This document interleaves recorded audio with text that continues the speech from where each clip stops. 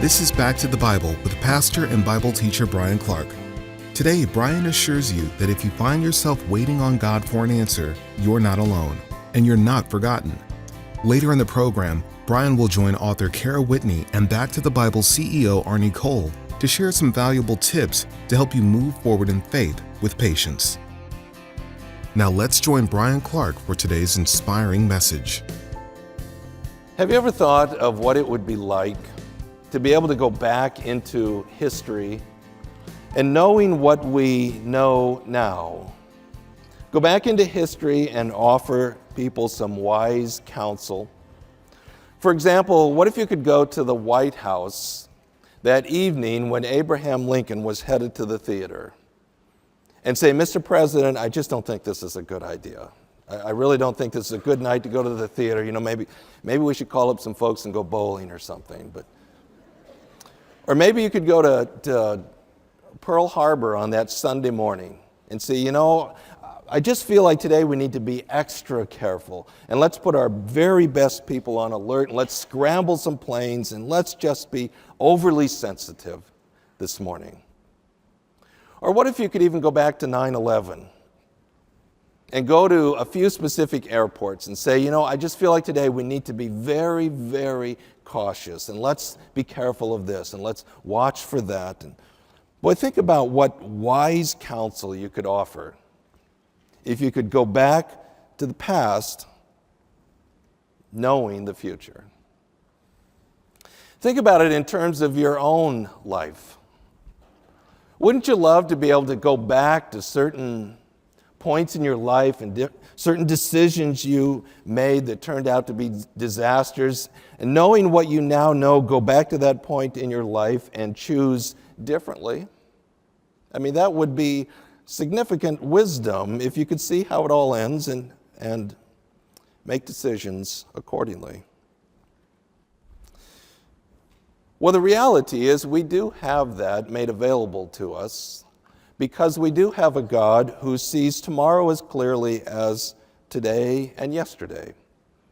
We are limited, He is unlimited. We see only the present, but to Him, the future is as clear as the present. Therefore, He is able to offer you counsel and guidance based on what He knows will happen and where He knows this is all going. God has given us His Spirit, His very presence to dwell within us, to guide us, to advise us, to lead us through life because He does see that whole picture. But to live that way, we do have to be a people of faith. We do have to trust that God knows and God has a plan and He works things out in His time. Really, what has to happen for us to be a people of faith is we must understand what it means to exercise patience. The Bible would use the terminology to wait on God. In Psalm 40, verse 1, David is the psalmist, and the Hebrew literally reads, "Waiting, I waited." I've often thought that's just a beautiful, poetic way of saying what we sometimes feel. Waiting, I waited. It just seems like it goes on. And it becomes very, very hard sometimes to wait.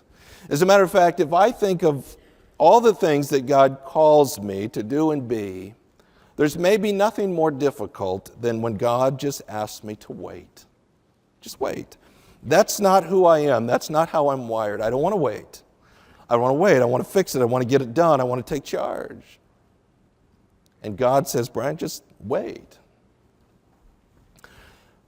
If I look back in my life and I think about some of the most significant blunders I've made that just made a mess of things, a fairly high percentage of those come down to times when I just got tired of waiting. I just ran out of patience. And so I decided I'm going to take charge. I'm going to fix it. I'm going to control. I'm going to manipulate. I'm going to do something to fix this thing. And I just made a mess. When I read through the Old Testament and I look at the great heroes of faith, and you look at some of the disastrous choices they made along the way, in almost every case, it's the same. They just got tired of waiting. They got tired of waiting. They ran out of patience. And they made disastrous choices. There's no question that Abram and Sarai are heroes of faith. They have made incredible choices by faith. They've had their ups and downs. Yes, they did go through their time in Egypt, but by and large, they've made very significant steps of faith. And as a result of that, they have experienced the promise of God, and one of the promises was that they would have a son. And through that son would come the seed through whom the families of the world would be blessed. Now, this wasn't a young couple that this promise was made to. By this time, Sarai was in her 60s. Abram was in his 70s. They had never had children. And now they hear this news that you will have a child. And this child will be this promised seed, and through that seed, the families of the earth will be blessed. Can you imagine the excitement? Can you imagine what they must have talked about and experienced in those weeks after that promise, that they're finally going to have a child, and what a special promise that child would be? And so a month passed and nothing happened. And 2 months passed and nothing happened. And 3 months, and 4 months, and 5 months, and you can almost imagine the frustration level at this great excitement, but nothing's happening. And then it was a year, and then it was 2 years, and then it was 3 years, and 4, and 5, and 6, and 7, and 8, and 9, and 10 years. 10 years, and nothing happened. They had to have gone from this incredible excitement and anticipation to just absolute anguish and frustration. Abram must have looked at Sarai at times and thought, this is what stands between me and this promise. And probably Sarai looked at herself and felt the same way. She looked into the eyes of her husband and realized year after year after year, all that was between Abram and this magnificent promise was her. And she just couldn't have a child. It's into that emotional climate that they get tired of waiting. And they make a disastrous choice. A choice so disastrous that tonight, when you turn on the nightly news, you will hear the effects of their choice today. If you have a Bible, turn to Genesis chapter 16, and let's see what that choice was. Genesis chapter 16, verse 1. Now Sarai, Abram's wife, had borne him no children, and she had an Egyptian maid whose name was Hagar. Now let's pretend you don't know the rest of the story. Wouldn't we agree that verse 1 sounds like trouble? And that's exactly the writer's intent. Sarah could not give Abram a child, but she did have this young Egyptian maid. Now, when you read the word maid, don't think of kind of a European model. This is a slave girl. She's a piece of property. I mentioned when we went through chapter 13, when Abram went down into Egypt, and it seemed like he came back, and it actually worked out pretty good for him. And I mentioned that there would be residual effects of that journey to Egypt he would experience the rest of his life. One of them relates to his nephew, Lot. While Abram was able to get Lot out of Egypt, he was never able to get Egypt out of Lot. But this is another one of those residuals. There's probably little doubt that it was while in Egypt they picked up this servant girl by the name of Hagar, who would dramatically change the rest of history.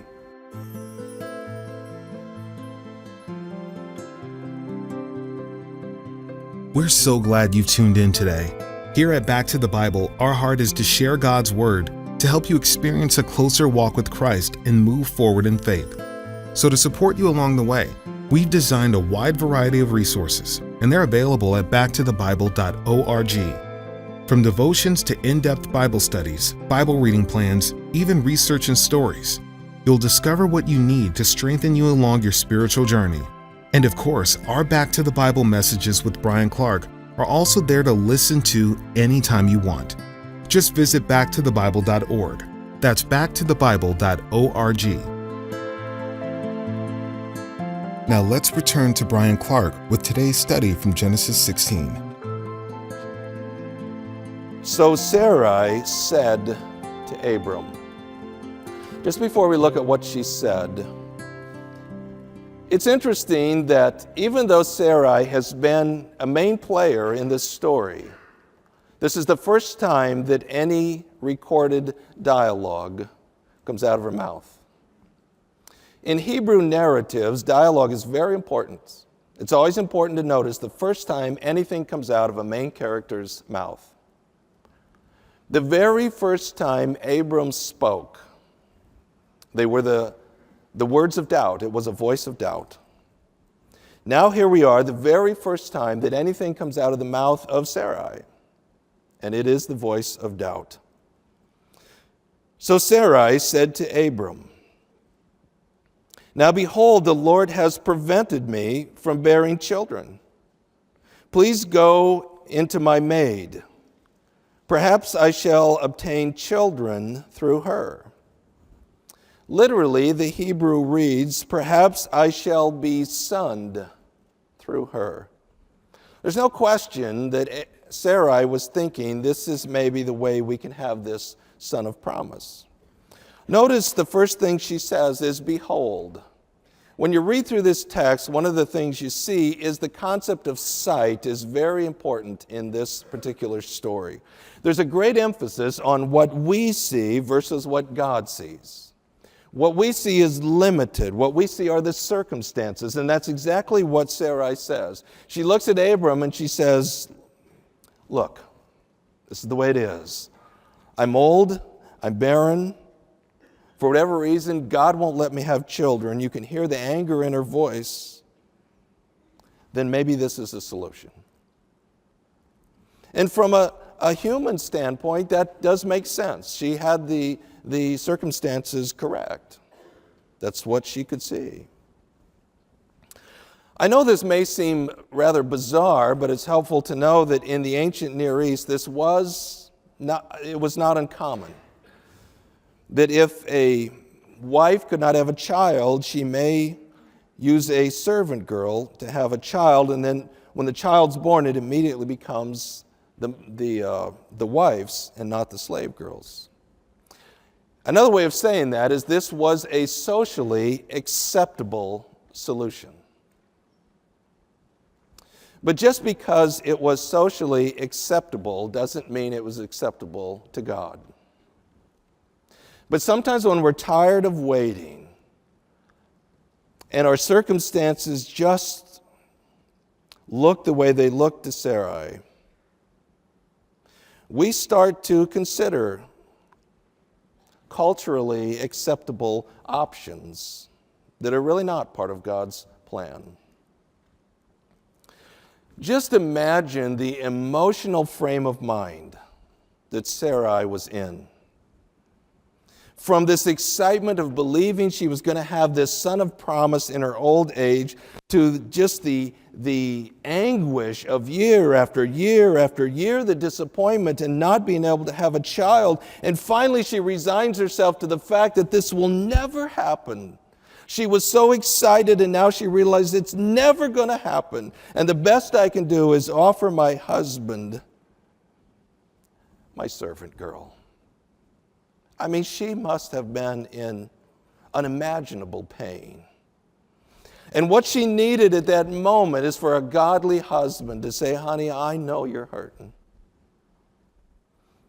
I know you're in pain. And I know that you mean well with this, but God promised. God promised, and He promised it would be us. Let's just wait." But that's not what she heard. The end of verse 2 says, "And Abram listened." to the voice of Sarai. Maybe Abram had been looking at Sarai for years. And maybe there was a building resentment or a feeling that it's never going to happen. And as soon as Sarai offered an alternative, he was ready. It's interesting how similar this is to Genesis chapter 3. In Genesis chapter 3, the serpent gets Eve to doubt the goodness of God. She takes the initiative, takes the forbidden fruit, gives it to her husband, and he very passively takes it and eats it. Now in Genesis chapter 16, you have Sarai doubting the goodness of God. As a matter of fact, she blames God. For whatever reason, it's God's fault. He's prevented this. She takes the initiative, and she takes the forbidden fruit, and she offers it to Abram, and he passively takes it, and he eats. Verse 3, and after Abram had lived 10 years in the land of Canaan, Abram's wife Sarai took Hagar, the Egyptian, her maid, and gave her to her husband Abram as his wife. And he went into Hagar, and she conceived. And when she saw that she had conceived, her mistress was despised in her sight.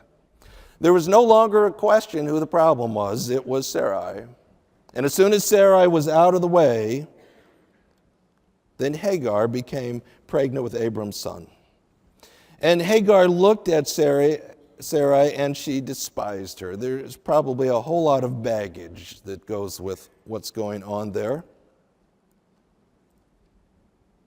At this point, again, what we need is a godly husband to come to Sarai. Verse 5, and Sarai said to Abram, may the wrong done me be upon you. I gave my maid into your arms, and when she saw that she had conceived, I was despised in her sight. May the Lord judge between you and me. Sarai was angry with God. Now she's venting her frustration and her anger on Abram and saying, this is your fault. You did this to me. And Abram must have looked at her and said, woman, what is your problem? This was your plan, not mine. I'm just kind of doing what you wanted me to do. I thought this would make you happy. And now she's unloading on him. And again, what she needs right now is a husband to say, honey, we may have made a huge mistake. We didn't trust God, and now we've got a problem, and everything's coming unraveled. We need to come before God, and we need to get this thing solved. That's not what she heard. Up next, Bryan Clark joins us in the studio with author Kara Whitney and Back to the Bible CEO Arnie Cole for a conversation about today's study. Well, Bryan, we've just come to a dramatic point in your series, and it's something every married couple can relate to. Sometimes we get ourselves into messes and we don't know how to get out of them. And then the finger pointing starts, right? What can we learn from Abram and Sarai's example? You know, this is such a heartbreaking part of the story. So you think about Abram and Sarai were longing for a child. God makes a promise. Days turn into weeks, turn into months, turn into years, and no child. It's just hard to imagine the pain and the doubt and the confusion. So they decide to try and solve the problem. That's a huge mistake. And it turns into conflict in the marriage and finger pointing and doubting of the goodness of God. Sounds a little like Genesis 3. You know, Adam and Eve doubted the goodness of God, sinned. Pretty soon the finger pointing and blame starts. It just turns into a mess, but it all comes back to this thing we've talked about so often, this determination to be their own God. It's not working. Plan B. We need to be our own God. What's the human solution? And it just creates so much pain and heartache in this story. You mentioned that the first time Sarah's voice was recorded in the Bible, she was speaking words of doubt. And you notice that the story even progresses further where doubt turns to bitterness. There's a lot of fear and frustration going on there. Well, I think there is. I think there's so much pain. It starts to create this doubt. So much time has passed. The biological clock is ticking. Even by this point, it's unlikely it's ever going to happen. So it's easy to understand why they turn to Plan B. You think about Abram has relations with Hagar, and the way the text reads, almost immediately she becomes pregnant, which would clearly indicate it was Sarah's fault. She was the problem.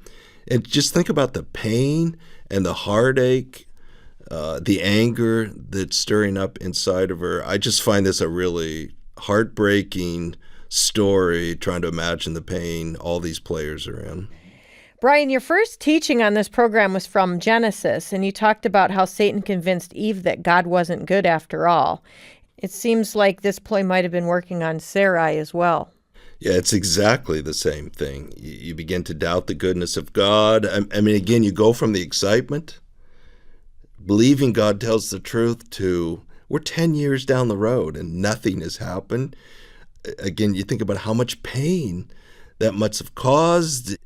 Seeing, I'm sure, lots of other women get pregnant and have children, and you're not having your child.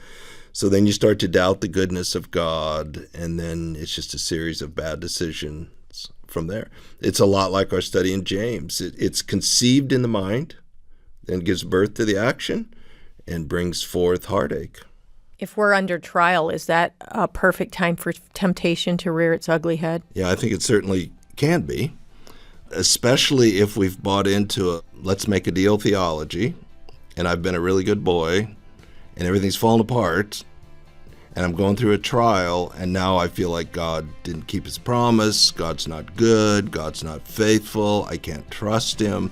You can hear it in the language. I'm really in a very vulnerable place in my life. If I'm going to trust him to meet a legitimate need, but I'm feeling like I can't trust him, he let me down, he's not going to be there for me, then it's very common, then I'll be my own God and I'll meet this need myself. Thanks for taking time to be with us today. If you'd like to listen to this message again, please visit us at backtothebible.org. That's backtothebible.org. Be sure to join us again tomorrow for more of Bryan Clark's teaching, right here on Back to the Bible.